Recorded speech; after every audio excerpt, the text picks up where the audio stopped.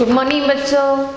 Class 11th Hindi medium, class 11th Hindi medium subject inorganic chemistry, अकार्बनिक रसायन। अकार्बनिक रसायन का first chapter some basic concept of chemistry, रसायन विज्ञान की कुछ मूल अवधारणाएं, ऐसा हमारा कुछ चैप्टर है। फर्स्ट चैप्टर जिसके पार्ट नंबर 4 की बात कर रहे हैं। इस चैप्टर से संबंधित बेसिक कॉन्सेप्ट थे वो हमने क्लियर कर लिए।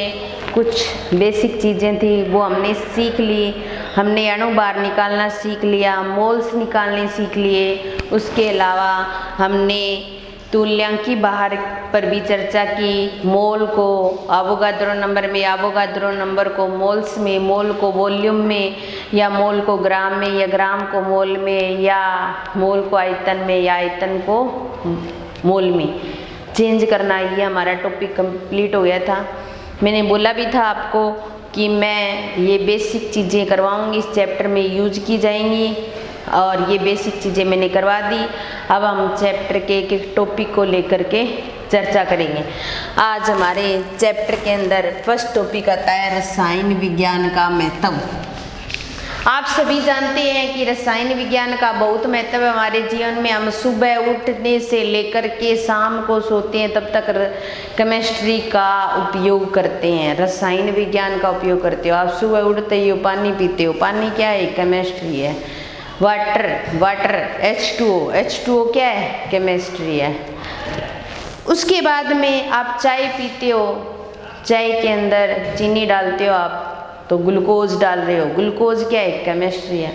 तो इसलिए प्रत्येक क्षेत्र में, चाहे हमारे दैनिक जीवन से संबंधित बात हो, चाहे हमारे कृषि से संबंधित बात हो, चाहे हमारे उद्योगों से संबंधित बात हो, चाहे हमारे चिकित्सा क्षेत्र से बात हो, या हमारे पर्यावरण से संबंधित बात हो, या किसी युद्ध से संबंधित बात हो, तो हर क्षेत्र में केमिस्ट्री का उपयोग किया जाता है और इसलिए केमिस्ट्री का बहुत महत्व है। तो हम अलग अलग टॉपिक वाइज इस पर चर्चा करते हैं। सबसे पहली बात आती है कृषि पर। कृषि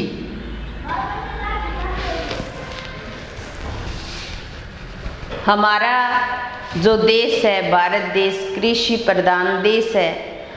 जो किसान लोग होते हैं वो कृषि करते हैं। अब देखो, कृषि के अंदर किस किस चीज़ की ज़रूरत होती है? हमें अच्छे बीज की ज़रूरत होती है, अच्छी खाद की ज़रूरत होती है, अच्छे पानी की ज़रूरत होती है, सिंचाई की ज़रूरत होती है, बहुत सारे पीड़कनाशी, कीटाणुनाशी, फफूंदनाशी की भी ज़रूरत होती है। तो उन्नत बीज तैयार करने के लिए किसका उपयोग किया जाता है? केमिस्ट्री का उपयोग किया जाता है। हमें उन्नत बीज तैयार करना है, उसके लिए हम यूज करते हैं बायोटेक्नोलॉजी का। किसका उपयोग करते हैं? बायोटेक्नोलॉजी का। या उन्नत बीज प्राप्त करने के लिए हम जीन टेक्नोलॉजी को काम में लेते हैं, टेक्नोलॉजी को काम में लेते हैं। तो कृषि के अंदर हमें अच्छे बीज की जरूरत होती है। वो किससे प्राप्त करते हैं? बायोटेक्नोलॉजी से या जीन टेक्नोलॉजी से, जिसके अंदर बायो का भी यूज किया जाता है और केमिस्ट्री का भी यूज किया जाता है। तो हम तो केमिस्ट्री के महत्व की बात कर रहे हैं, रसायन विज्ञान के महत्व की बात कर रहे हैं। तो रसायन विज्ञान का उपयोग किया जाता है बायोटेक्नोलॉजी और जीन टेक्नोलॉजी में, जिसके द्वारा हम क्या करते हैं? उन्नत बीज तैयार करते हैं। क्या करते हैं? उन्नत बीज तैयार कर सकते हैं। इसके अलावा फफूंदनाशी का उपयोग किया जाता है। फसलों के ऊपर जो फंगी होती है, फफूंद जो होता है, उसको हटाने के लिए कवकनाशी का उपयोग किया जाता है। ठीक है। या इसके अलावा जीवाणुनाशी का उपयोग किया जाता है। फफूंद को नष्ट करने वाला फफूंदनाशी, कवक को नष्ट करने वाला कवकनाशी, और जीवाणुओं को नष्ट करने वाला जीवाणुनाशी। तो फफूंदनाशी, कवकनाशी और जीवाणुनाशी, पेस्टिसाइड्स, इंसेक्टिसाइड्स, फंगिसाइड्स बोलते हैं इनको, इनका उपयोग किया जाता है कृषि के अंदर। और ये सारे किससे बने होते हैं? रसायन विज्ञान से बने हुए हैं। किससे बने हुए हैं भाई? रसायन विज्ञान से। तो इसका मतलब केमिस्ट्री का कृषि से संबंधित क्षेत्र में बहुत उपयोग है। फिर हम नेक्स्ट बात करते हैं उद्योगों की। उद्योगों की, उद्योग चाहे चमड़ा उद्योग हो, चाहे ग्लास उद्योग हो, चाहे बहुलक बनाने का उद्योग हो, चाहे चीनी बनाने का उद्योग हो, चाहे रबड़ बनाने का उद्योग हो, चाहे साबुन बनाने का उद्योग हो, चाहे सर्फ बनाने का उद्योग हो, और भी बहुत सारे टाइप के उद्योग हो सकते हैं। उद्योगों में केमिस्ट्री का यूज किया जाता है। इसके अलावा सीमेंट उद्योग हो सकता है, विरंजक उद्योग हो सकता है, पेंट उद्योग हो सकता है। इन सारे उद्योगों के अंदर केमिस्ट्री का यूज किया जाता है। चमड़ा बनाने के लिए केमिस्ट्री का यूज किया जाएगा। चमड़ा उद्योग के अंदर केमिकल का यूज किया जाएगा, वो केमिस्ट्री से आता है। ग्लास उद्योग के अंदर केमिकल का यूज, बहुलक बनाने के लिए केमिस्ट्री का यूज। चीनी, जब सुक्रोज का जल अपघटन करते हैं तो हमें ग्लूकोज और फ्रुक्टोज प्राप्त होते हैं। सुक्रोज कौन है?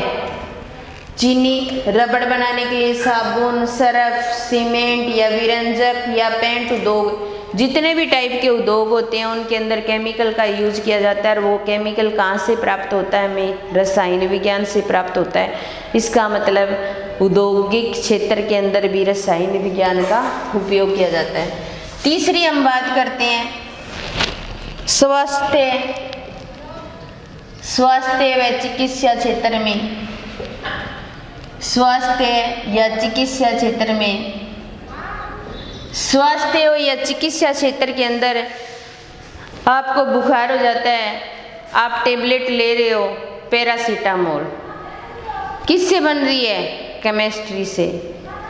तो बहुत सारे जो दवाइयाँ होती हैं उनके अंदर केमिस्ट्री का यूज किया जाता है। इसलिए हम बोलते हैं कि स्वास्थ्य और चिकित्सा क्षेत्र के अंदर हमें स्वस्थ रखने के लिए भी केमिस्ट्री का यूज किया जाता है। अगर हमें कोई बीमारी हो जाती है तो उसको दवाई ठीक करने के लिए ली जाती है, तो उस दवाई के अंदर क्या है? केमिकल है। और वो कौन से है? रसायन विज्ञान से संबंधित केमिकल का उपयोग किया जाता है। जैसे पेनिसिलिन हो गया, क्लोरोमाइसिटीन या पैरासीटामोल, ये दवाइयाँ काम में हम लेते हैं। बहुत सारी दवाइयाँ होती हैं, चलो मैंने तो 3 का ही नाम लिखा है। जितनी भी दवाइयाँ होती हैं उनके अंदर किसका उपयोग किया जाता है? रसायन का उपयोग किया जाता है या रसायन विज्ञान का उपयोग किया जाता है, केमिकल्स का उपयोग किया जाता है। खांसी की जितनी भी दवाइयाँ होती हैं उनके अंदर एल्कोहल मिला होता है। तो एल्कोहल क्या है? केमिस्ट्री का कंपाउंड है।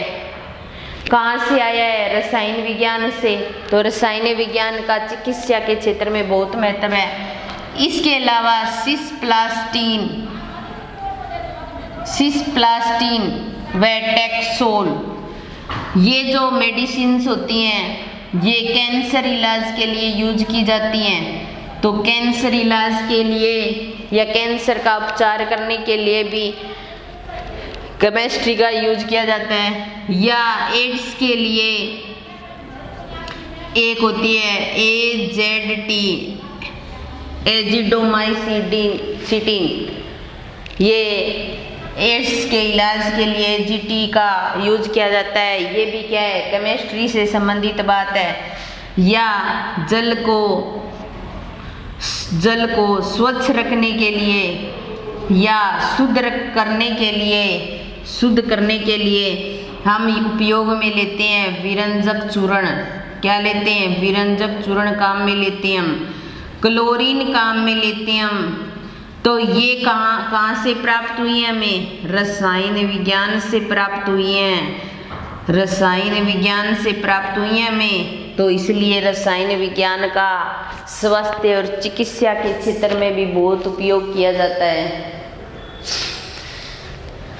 नेक्स्ट हम कुछ चर्चा करते हैं। वायु को शुद्ध करने के लिए भी उपयोग किया जाता है। वायु को शुद्ध करने के लिए भी जीवाणुनाशी या कवकनाशी का उपयोग किया जाता है। तो इसका मतलब रसायन विज्ञान का हमारे जीवन में बहुत ही महत्व है। और नेक्स्ट, नए पदार्थों के निर्माण में, नए पदार्थों के निर्माण में जितने भी नए टाइप के पदार्थ बने हैं, जैसे सिरेमिक हो गया या फिर बहुलक हो गए या अतिचालक हो गए, इस टाइप के जो नए पदार्थ होते हैं उनको बनाने के लिए भी किसका उपयोग किया जाता है? केमिस्ट्री का। या विद्युत से संबंधित पदार्थ, विद्युत से संबंधित या विद्युत चुम्बकीय क्षेत्र से संबंधित जो पदार्थ होते हैं उनको बनाने के लिए भी केमिस्ट्री का यूज किया जाता है, रसायन विज्ञान का यूज किया जाता है। तो नए पदार्थों के निर्माण में भी हम रसायन विज्ञान का उपयोग करते हैं।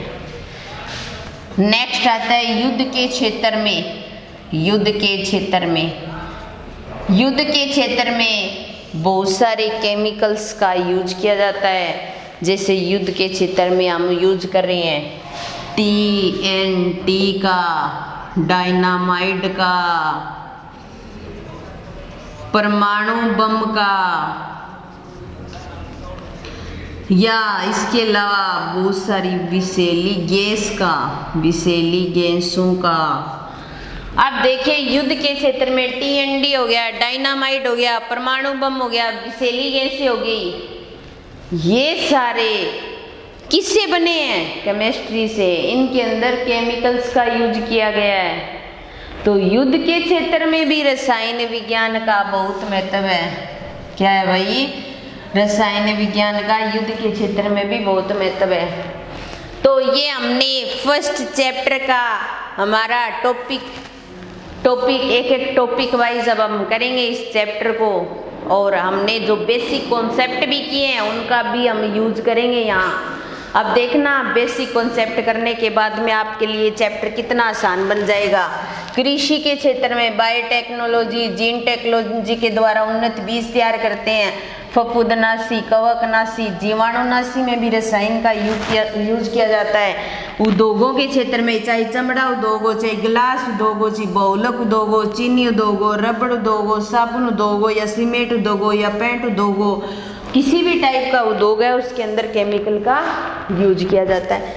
स्वास्थ्य चिकित्सा के क्षेत्र में पेनिसिलिन, क्लोरोमाइसिन, पैरासीटामोल और भी बहुत टाइप की औषधियाँ होती है जिनके अंदर रसायन का यूज किया जाता है। सिस्प्लास्टिन टैक्सोल नामक की औषधि कैंसर के इलाज के लिए जाती है। एड्स के लिए जीटी थेरेपी को काम में लिया जाता है। जल को स्वच्छ रखने के लिए विरंजक चूर्ण क्लोरीन का यूज किया जाता है। और वायु को शुद्ध रखने के लिए जीवाणुनाशी, कवकनाशी का यूज किया जाता है। ये सारे कहाँ से प्राप्त हो रहे हैं? केमिस्ट्री से। नए पदार्थों के निर्माण में सिरेमिक बना लिया हमने, बहुलक, अतिचालक, विद्युत क्षेत्र से संबंधित, विद्युत चुम्बक के क्षेत्र से संबंधित जितने भी पदार्थ बनाते हैं उनके लिए केमिस्ट्री का यूज किया जाता है। युद्ध के क्षेत्र में TNT हो गया, डायनामाइट हो गया, परमाणु बम हो गया, या विषैली गैसें जितनी भी हमें प्राप्त होती हैं या जितनी भी इन चीज़ों का हम युद्ध के क्षेत्र में करते हैं, ये सारे क्या है? रसायन विज्ञान से संबंधित है। ये था रसायन विज्ञान का कुछ महत्व हमारे जीवन के अंदर, और भी बहुत सारे महत्व हैं। तो हमने हमारी ज़रूरत के हिसाब से महत्व पर चर्चा की।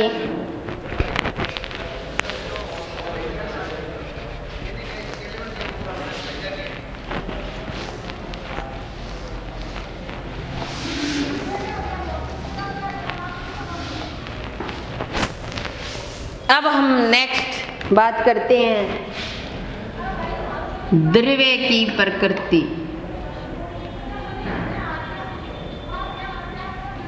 Nature of matter.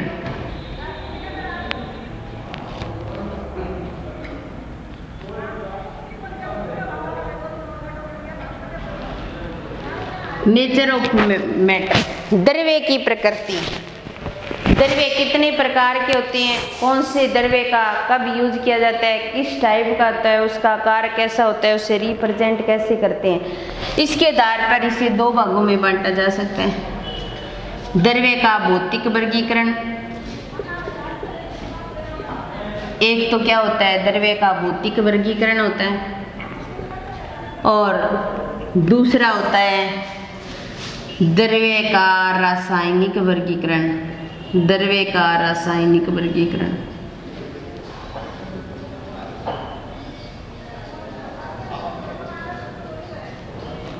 द्रव्य के भौतिक वर्गीकरण के अंदर द्रव्य को तीन भागों में बांट सकते हैं हम।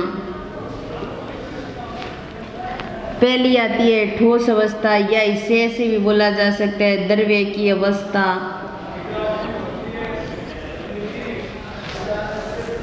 दूसरी होती है द्रव अवस्था,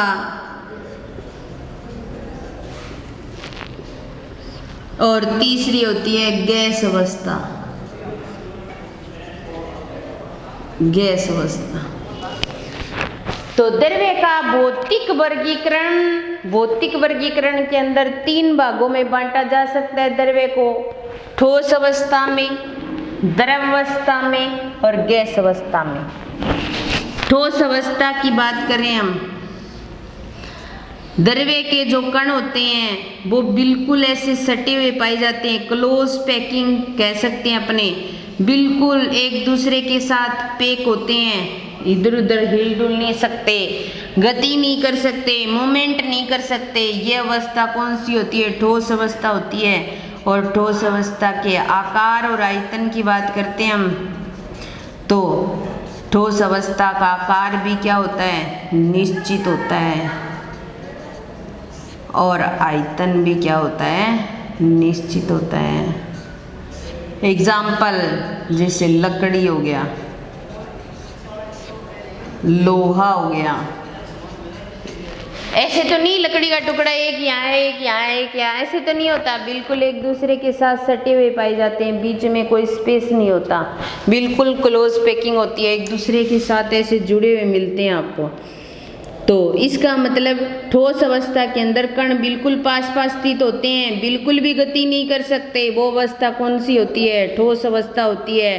ठोस अवस्था का आकार भी निश्चित होता है और आयतन भी निश्चित होता है। आयतन भी क्या होता है, निश्चित होता है।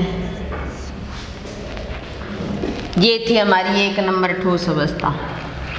अब हम बात करते हैं द्रव अवस्था की। द्रव अवस्था के अंदर जो कण होते हैं, अवयवी कण, उनमें थोड़ी दूरी आ जाती है, और थोड़ी दूरी आने पर क्या होने लगता है, मूवमेंट, गति होने लगती है, गति इधर उधर हिलने लगते हैं। तो द्रव अवस्था, द्रव अवस्था के अंदर कण थोड़ी थोड़ी दूरी पर होते हैं और अवयवी कण गति भी करते हैं। अब हम बात करते हैं इसके आकार और आयतन की। किसकी बात करते हैं, आकार और आयतन की। जैसे देखो आपने एक गिलास में पानी ले रखा है, और पानी लेकर के आप बता सकते हो क्या उसका आकार क्या है, गोल आकार का है, चौरस आकार का है, तिकोने आकार का है, त्रिभुज के आकार का है, चतुर्भुज के आकार का है, कोई आकार बता सकते हो, नहीं बता सकते। इसका मतलब आकार क्या होता है, अनिश्चित। क्या होता है, अनिश्चित। अनिश्चित होता है, लेकिन जिस बर्तन में डालते हैं तो बर्तन का आकार ले लेता है, ये कह सकते हैं हम, बर्तन का आकार ले लेता है। तो आपने गोल गिलास के अंदर पानी डाला तो वो हमें गोल दिखाई देगा। आप चौरस डिब्बे के अंदर पानी डाल लो, चौरस दिखाई देने लग जाएगा।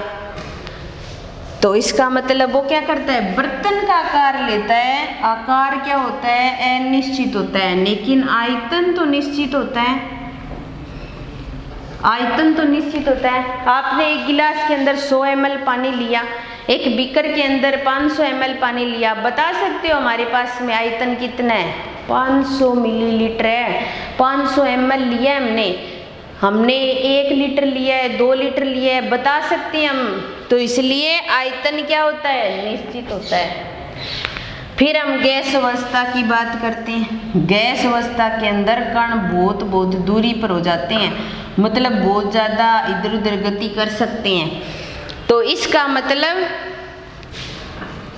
गैस अवस्था के अंदर अगर आकार की बात करें तो अनिश्चित।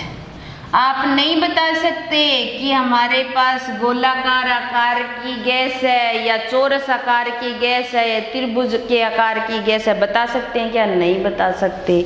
तो आकार क्या हो जाएगा भाई? अनिश्चित। आयतन, अगर आयतन की बात करें तो आप नहीं बता सकते कि आपने कितने ml गैस ले रखी है, नहीं बता सकते। तो आकार भी क्या होता है? अनिश्चित। क्या हो गया? अनिश्चित। द्रवावस्था के अंदर जैसे आप एग्जाम्पल ले लो, पानी ले लो, दूध ले लो, ये सारी क्या होते हैं? द्रवावस्था के होते हैं। इसके अंदर गैस एग्जाम्पल में जैसे Cl2 गैस ले ली, O2 गैस ले ली, जितने भी टाइप की गैस होती हैं वो गैसीय अवस्था के अंदर आती हैं। तो द्रव्य की भौतिक वर्गीकरण ठोस, द्रव और गैस। ठोस के अंदर आकार निश्चित, आयतन भी निश्चित। लकड़ी या लोहा दोनों ही चीजें क्या होती हैं? निश्चित होती हैं।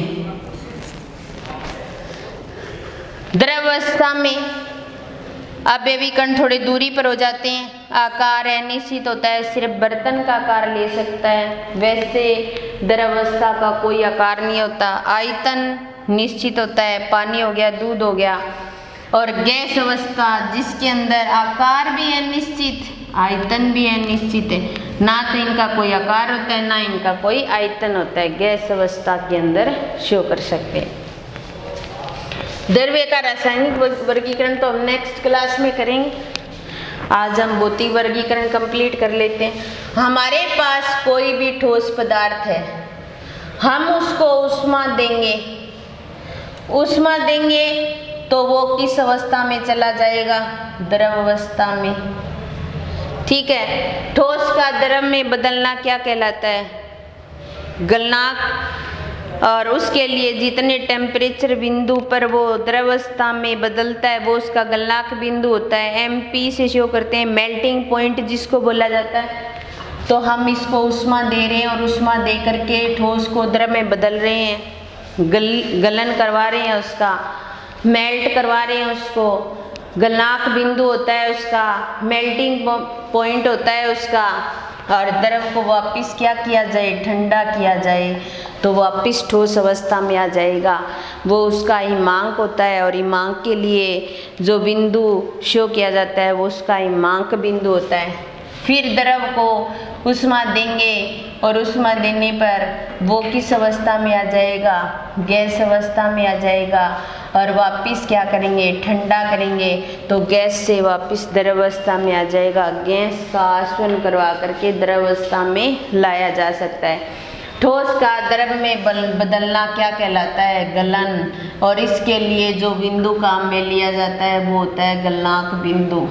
क्या होता है? गलनांक बिंदु, जिसको मेल्टिंग पॉइंट से शो किया जाता है। द्रव को वाष्प में बदलते हैं तो क्या कहलाता है? क्वथन। और इसके लिए जो बिंदु काम में लिया जाता है वो होता है क्वथनांक बिंदु। क्या होता है? क्वथनांक बिंदु, और जिसको बॉइलिंग पॉइंट से शो किया जाता है। और द्रव को ठोस में बदला जाता है तो वो उसका क्या होता है? हिमांक होता है। और हिमांक के लिए हिमांक बिंदु काम में लिया जाता है और उसको बोला जाता है फ्रीजिंग पॉइंट। तो इस प्रकार ठोस को द्रव में, द्रव को गैस में, गैस को ठोस द्रव में और द्रव को ठोस में हम बदल सकते हैं। तो ये था हमारा द्रव्य का भौतिक वर्गीकरण, जिसके अंदर ठोस अवस्था, द्रव अवस्था, गैस अवस्था के बारे में पढ़ा। ठोस अवस्था का आकार और आयतन दोनों निश्चित होते हैं। और द्रव अवस्था का आकार निश्चित, बर्तन का आकार ले लेगा, आयतन निश्चित होता है। और जो गैस अवस्था होती है उसका आकार और आयतन दोनों ही अनिश्चित होते हैं। ठोस को द्रव में, द्रव को गैस में, गैस को द्रव में, द्रव को ठोस में बदला जा सकता है। इसके साथ ही आज का हमारा द्रव्य का भौतिक वर्गीकरण कंप्लीट होता है। बाकी नेक्स्ट क्लास में करेंगे। यही समाप्त करते हैं। धन्यवाद।